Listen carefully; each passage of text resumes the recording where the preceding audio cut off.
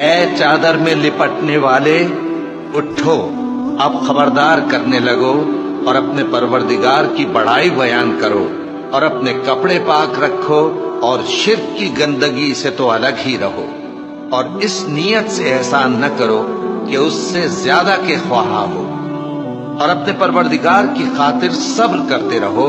پھر جب سور پھونکا جائے گا تو وہ دن مشکل کا دن ہوگا، یعنی کافروں پر آسان نہ ہوگا۔ مجھے اس شخص سے سمجھ لینے دو جس کو میں نے اکیلا پیدا کیا، اور میں نے اس کو بہت سا مال دیا اور ہر وقت حاضر رہنے والے بیٹے دیے، اور اس کو ہر طرح کے سامان میں وسعت دی، پھر بھی لالچ رکھتا ہے کہ میں اسے اور زیادہ دوں۔